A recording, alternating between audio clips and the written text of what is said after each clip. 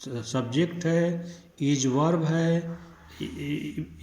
We verb है, to है, to preposition है, हाउ जो है आपका नाउन है। इसी तरह से Sushila is reading a book, Sushila subject है, यह वर्ब है। जैसे आप देखेंगे तो नाउन है, यह वर्ब है, यह आपका नाउन है। कहने का मतलब ये है कि जो प्रेडिकेट पढ़ा है उन्हीं से मिलके आपका सेंटेंस बनता है। वाक्य कर्ता और क्रिया का होना आवश्यक है। कहने में सेंटेंस में दो चीज़ मुख्य है, कर्ता सब्जेक्ट और वर्ब होना जरूरी है। इसके सेंटेंस के दो भाग होते हैं, पार्ट ऑफ सेंटेंस। सेंटेंस के दो भाग होते हैं, पहला सब्जेक्ट और दूसरा प्रेडिकेट। सब्जेक्ट में क्या आता है, उद्देश्य, वह होता है व्यक्ति वस्तु जिसके विषय में कुछ कहते हैं उसको सब्जेक्ट कहते हैं। प्रेडिकेट उद्देश्य के विषय में जो कुछ कहा जाए उसको प्रेडिकेट। आप यहाँ से आसानी समझेंगे।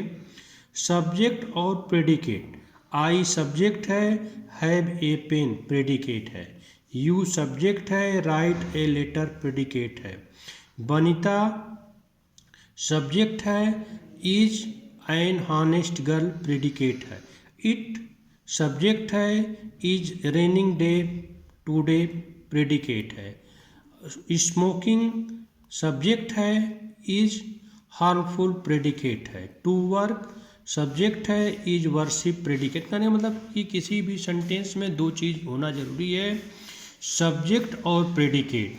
तो इसमें आप देखें तो दोनों चीज़ आपके पास है। अगला है सेंटेंस के प्रकार। सेंटेंस के प्रकार, सेंटेंस के विभिन्न भाव प्रकट करते हैं, उसी के आधार पर वाक्यों को भिन्न भिन्न कर सकते हैं। कहने मतलब सेंटेंस जो बोलते हैं, शब्दों का समूह जो बोलते हैं, उसको आप विचारों को अपने प्रकट करते हैं, उसके बोलने का कई तरीका हो सकते हैं। पहला होता है असर्टिव सेंटेंस, कथनवाचक या विधिसूचक वाक्य।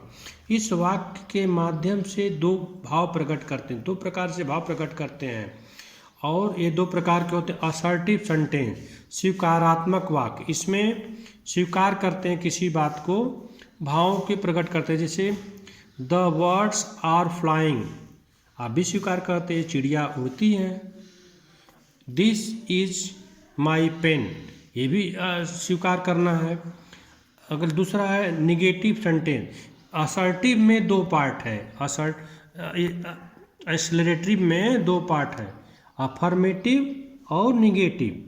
यह कथन में नकारात्मक अस्वीकार करने वाला भाव नो नॉट नेवर आता है, इसको निगेटिव कहते हैं। कहने मतलब कि सेंटेंस चार प्रकार के होते हैं, assertive, interrogative, imperative, exclamatory.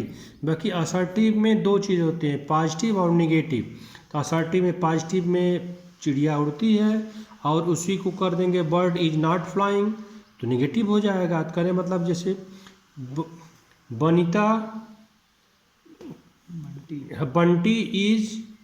Bunty did not play the match, did not लगा निगेटिव हो गया। Vikas never tell a lie, never लग गया तो निगेटिव हुआ। दूसरा हो गया इंट्रोगेटिव प्रश्नवाचक वाक्य। इन वाक्यों में प्रश्न पूछा जाता है, प्रश्न क्वेश्चन किया जाता है, इसको पूर्ण चिन्ह विराम यह क्वेश्चन मार्क होना आवश्यक है। Do you go to school daily, do क्या हो गया क्वेश्चन, क्या तुम स्कूल रोज जाते हो, यह है। वेयर डू यू लिव, तुम कहाँ रहते हो, यह भी क्वेश्चन मार्क वेयर लग गया। इसी में अगला आता है इम्परेटिव सेंटेंस, आज्ञा सूचक वाक्य। इन वाक्यों में आज्ञा, आदेश, परामर्श, सुझाव आदि भाव प्रकट होते हैं। सब्जेक्ट इसमें छुपा रहता है, यू हमेशा छुपा रहता है। Please give me a book, तो यहाँ पर आप यहाँ देखें यू छुपा, you please give me a book है। बाकी you sit down, you sit down है, इसका मतलब यू इसमें छिपा हुआ है, क्योंकि आप आदेश देते हैं तो आदेश देते समय, आज्ञा देते समय वह व्यक्ति आपके सामने होता है, इसलिए उसमें यू छुपा रहता है। कम इन, यू कम इन होगा इसका मतलब, क्योंकि वो सामने ही। डू योर बुक वर्क्स ये भी सामने वाला। अगला आता है एक्सक्लेमेटरी सेंटेंस, विरोधाभासक वाक्य। इस प्रकार के वाक्यों में सुख, दुख, आश्चर्य, कौतूहल, बहादुरी, चेतावनी आदि क्वेश्चन एक्सक्लेमेटरी मार्क, ये एक्सक्लेमेटरी मार्क है, खड़ी पाई और बिंदी, ये आवश्यक होता है। जैसे alas, hurray, brave, O, what, how, ये सब एक्सक्लेमेटरी वाक्य हैं। What is a beautiful flower, it, what exclamatory है। He has a field, hurray they have won the match, ये हो गया। अगला एक पांचवा है optative sentence.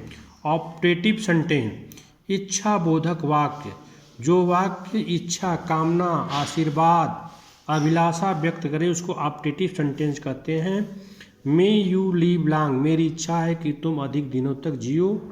May you go to hell, ये भी है। कहने का मतलब इसमें आप सेंटेंस को बोलने का तरीका 4 प्रकार होता है। असर्टिव होता है, इंट्रोगेटिव होता है, इंपरेटिव होता है, एक्सक्लेमेटरी होता है और ऑप्टेटिव होता है।